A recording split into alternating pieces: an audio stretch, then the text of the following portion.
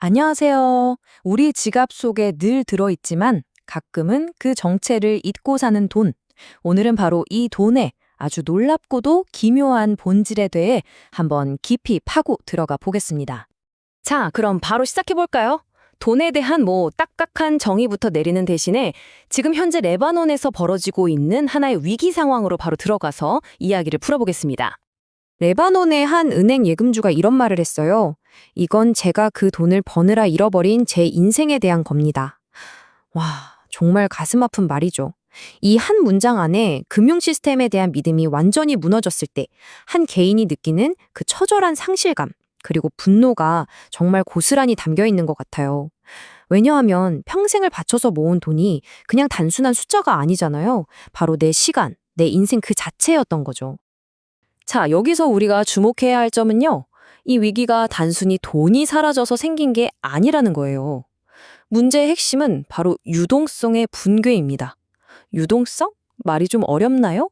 아주 간단해요. 내가 원할 때 언제든지 내 돈을 찾을 수 있다는 아주 기본적이고 당연한 약속. 바로 그 약속이 깨져버린 겁니다. 아니, 그러면 이런 궁금증이 생기지 않나요? 돈이 그냥 종이 위에 쓰인 약속에 불과하다면 지금 우리가 쓰는 이 시스템은 대체 어디서 어떻게 시작된 걸까요? 이 타임라인을 한번 쭉 보시면 돈의 본질이 어떻게 변해왔는지 정말 한눈에 보입니다. 1000년도 더 전에 중국 송나라에서 최초의 지폐가 등장했을 때부터 2차 세계대전 이후에 금의 가치가 딱 묶여있던 시절을 지나서 마침내 1971년 이른바 믹슨 쇼크로 금과의 연결고리가 완전히 끊어지기까지 돈은 점점 물리적인 가치에서 벗어나서 이제는 보이지 않는 순수한 신뢰, 그 자체가 된 거죠. 이게 바로 지금 여러분 지갑 속에 있는 돈의 정체, 명목 화폐, 영어로는 fiat currency입니다. 생각해보면 정말 놀랍지 않나요? 이 종이 조각 자체는 사실 아무 가치가 없어요. 그런데도 우리가 이걸로 물건을 살 수 있는 건 오직 정부가 이건 가치가 있다라고 선언하고 우리 모두가 그래 맞아 하고 그 약속을 믿기 때문이에요. 말 그대로 엄청나게 거대한 사회적 합의인 셈이죠. 아니, 근데 정부가 모든 돈을 막 찍어내는 게 아니라면 이 세상에 돌아다니는 그 어마어마한 돈은 대체 다 어디서 오는 걸까요? 자, 이제부터 들으실 얘기는 아마 좀 충격적일 수도 있습니다. 자, 이런 질문을 한번 던져보죠. 중앙은행이 딱 100만 원을 찍어서 발행했다고 쳐요. 그러면 우리 경제 전체에는 실제로 얼마의 돈이 생기게 될까요? 이 질문에 대한 답을 찾아가는 과정에서 우리는 은행 시스템의 아주 놀라운 비밀, 바로 부분 지급 준비 제도라는 걸 마주하게 될 겁니다. 자, 과정은 이렇습니다. 중앙은행이 만든 100만 원이 A은행에 예금돼요. 그럼 은행은 법에 따라서 그 돈의 일부, 예를 들어 10%인 10만 원만 금고에 남겨두고 나머지 90만 원은 다른 사람에게 대출해 줄 수 있습니다. 그럼 그 90만 원은 또 누군가의 손을 거쳐 B은행에 예금되겠죠? 그럼 B은행은 또 거기서 10%를 떼고 81만 원을 대출해 줍니다. 바로 이런 식으로 대출과 예금이 꼬리에 꼬리를 물고 반복되면서 돈이 마법처럼 불어나는 연쇄 반응이 일어나는 거예요. 그리고 그 놀라운 결과가 바로 이 숫자입니다. 무려 343만 9천 원. 한번 보세요.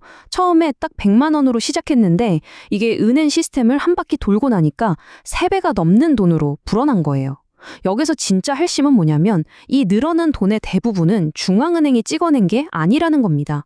전부 시중은행들이 대출, 다시 말해 신용을 통해 사실상 창조해낸 돈이라는 거죠. 자, 이렇게 돈이 어떻게 만들어지는지 알았으니까 이제는 그 돈의 흐름과 가치를 뒤에서 조종하는 보이지 않는 두 가지 힘, 바로 금리와 인플레이션에 대해서 한번 살펴볼게요. 금리는 말이죠. 거대한 수도꼭지 밸브 같은 거라고 생각하시면 쉬워요. 팬데믹 때를 한번 떠올려 볼까요? 그때는 금리가 아주 낮았죠. 말 그대로 밸브가 활짝 열려서 값싼 대출, 그러니까 돈이 사방으로 콸콸 흘러 넘쳤습니다. 그런데 지금은 어때요?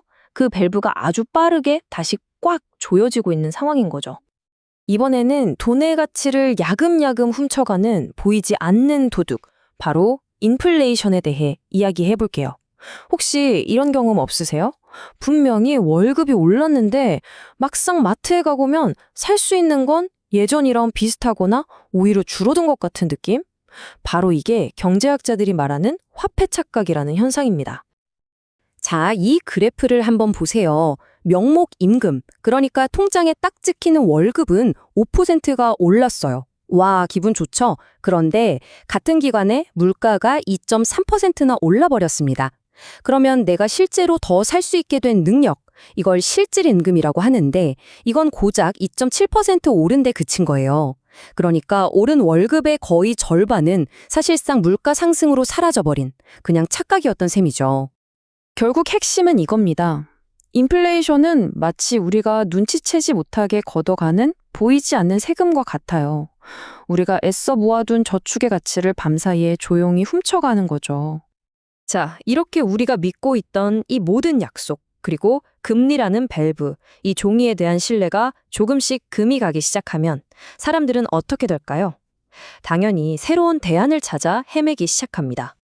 최근 나이지리아에서 있었던 일이 이걸 아주 극명하게 보여줍니다. 정부가 정말 갑작스럽게 화폐 디자인을 바꾸면서 옛날 돈을 단 48일 안에 바꾸지 않으면 그냥 휴지 조각이 된다고 발표해버린 거예요.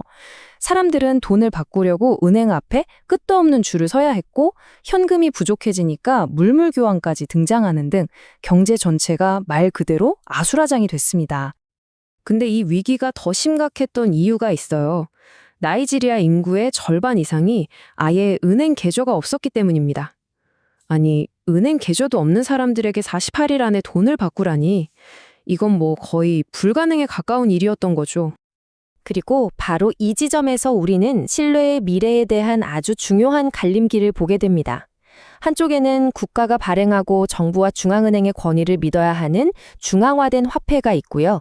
다른 한쪽에는 비트코인처럼 어떤 특정 기관이 아니라 암호화과 코드라는 기술 그 자체를 믿는 탈중앙화된 화폐가 있는 거죠. 이 둘의 대결이 지금 시작된 겁니다. 자, 오늘 우리는 돈이 그냥 종이 쪼가리가 아니라 신뢰라는 거대한 사회적 약속이라는 것, 그리고 그 돈이 은행 시스템을 통해 사실상 창조되고 금리와 인플레이션에 의해서 그 가치가 계속 흔들린다는 걸 알게 됐습니다. 이처럼 우리가 당연하게 여겼던 과거의 약속들이 점점 의심받고 있는 지금, 우리는 마지막으로 이 강력한 질문 앞에 서게 됩니다. 돈은 우리 모두가 함께 믿기로 동의한 하나의 이야기입니다. 과연 우리의 다음 이야기는 무엇이 될까요?